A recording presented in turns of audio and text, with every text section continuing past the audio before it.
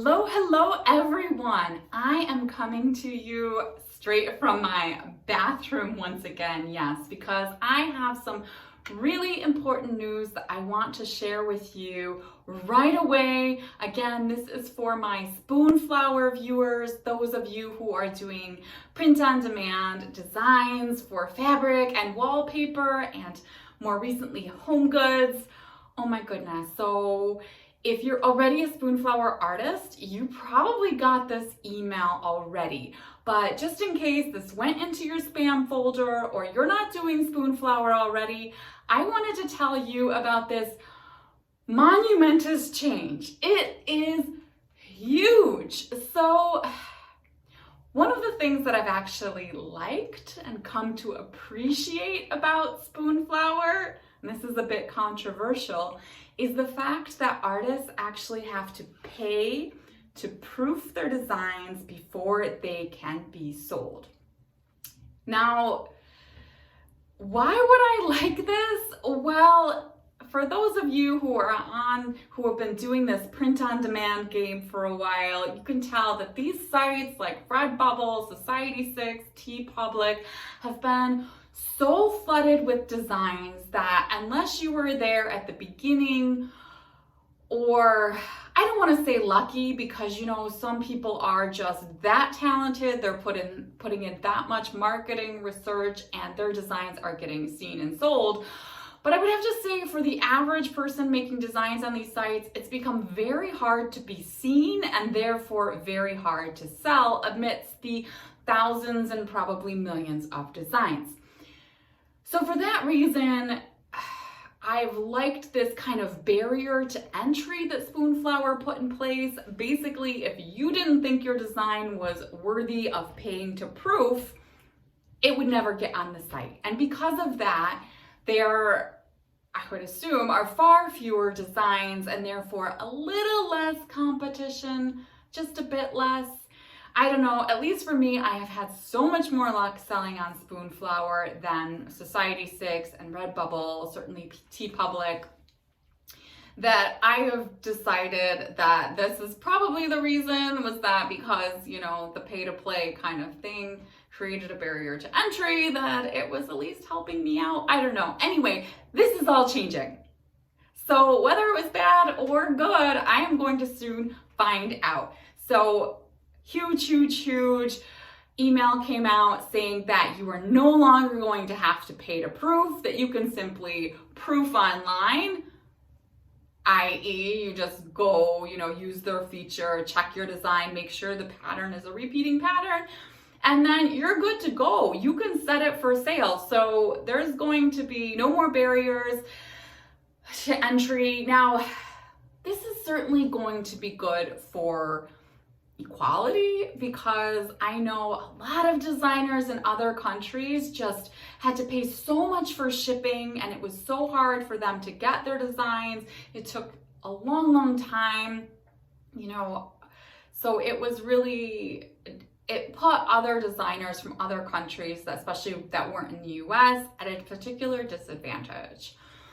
Another thing that was bad about the proofing requirement was that most of us, if we're trying to be economical about it, would wait till we had many designs. And because of that, if you were creating for a timely design based on, for example, a trend that was just appearing or a holiday that was coming up, you'd often miss it, because if you're taking a lot of time to make your designs and you perhaps, like me, have a day job, by the time you get all of your designs, maybe a half a year would have gone by. And, if it was a holiday design, maybe you're waiting till next year. If it was trend, maybe it's already gone.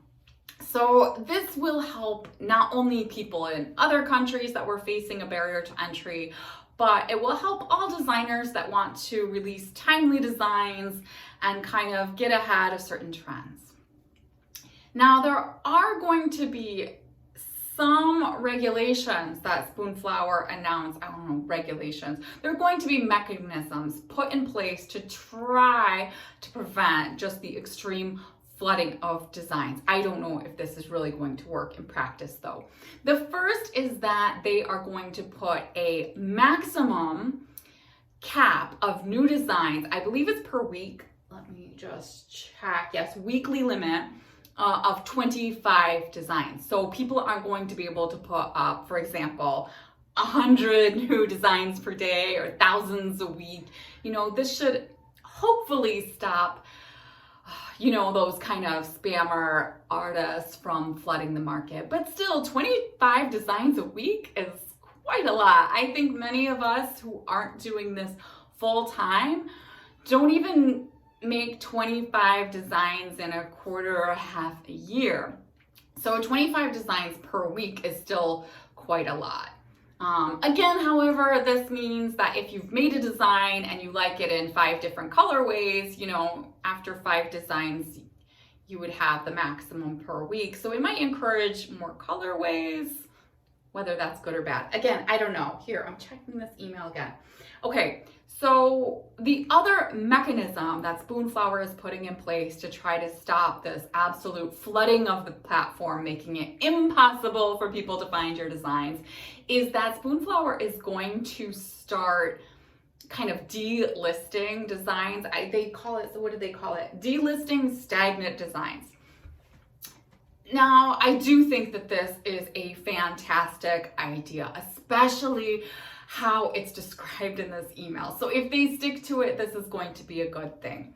So what they're going to do is, if you have a design that has been on the site for longer than 2 years and it hasn't sold anything, it's going to be delisted. So it's not going to be showing up to potential customers. It's not going to be kind of flooding the platform and making it hard for people to find newer designs that are selling.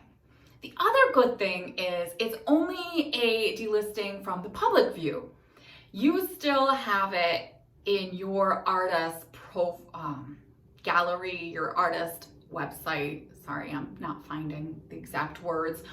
And Spoonflower says that anytime you can just relist it without penalty, no questions asked. So I think this is more to prevent people that, maybe passed away or aren't really doing it anymore, and maybe they went through a period of time where they were just spamming everything and they let it go and they took off and they stopped paying any attention to it.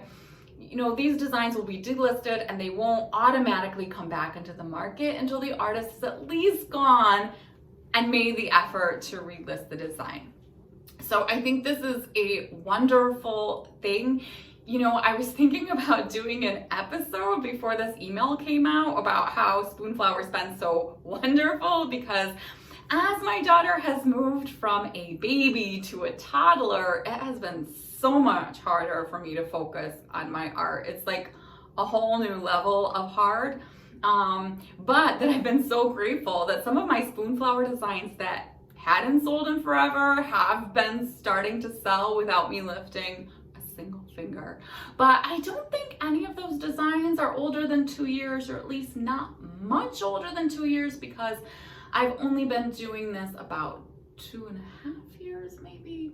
I don't know. So I'm going to have to go back and look at my own designs and see which ones are older than 2 years. But Spoonflower told us in this email that they're going to give us a prompt about the delisting in an email, so we don't have to go and sort of hunt for it necessarily ourselves. We're going to get a warning.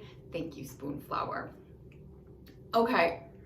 Finally, I appreciate Spoonflower making the nice effort to encourage artists who are deciding to relist a delisted design to sit back and have a good think about it as to whether that design really adds to your portfolio. Personally, I think there is a certain kind of online entrepreneur that is just going to automatically list as much as they can, do it as often as they can. But for those of us who are trying at least to have a quote-unquote art career, it is a good reminder, and I think all of us should do this all the time. Although, I'm on the Facebook sites, and there's definitely a talk about whether you should ever kind of delete or quote-unquote delist a design, because you never know what the customer is going to like. At least now, though, you're not going to have had the pain of having to pay for a proof and then deciding it was not that great, which is really a de-incentive to delisting a design, even if you know it's kind of subpar. So hopefully now you're not paying to list it, so it won't be as painful if it gets delisted, and you won't be as concerned about just like having as much up on the site as possible.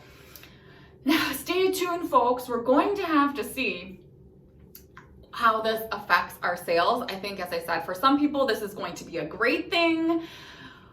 For some people, this is going to be a not so great thing. Only time will tell. There are plenty of more changes happening at Spoonflower. I know those of you who are following it closely know that there are a lot of changes happening in corporate there. There are other changes announced in the email that don't have to do with this proofing, so I'm not discussing them. Things are changing at Spoonflower as they are in other print-on-demand sites. I'd like to know your thoughts and comments. Do you think this is going to be a good thing, or do you think this is going to be a bad thing? If you're interested in the Spoonflower content, subscribe below. I've been talking about it. I'm trying to add some other things to this channel, but I will keep updating you on certain print-on-demand sites that are useful for remote working artists or artists that aren't remote working. Thanks again for coming, and until next time, keep creating.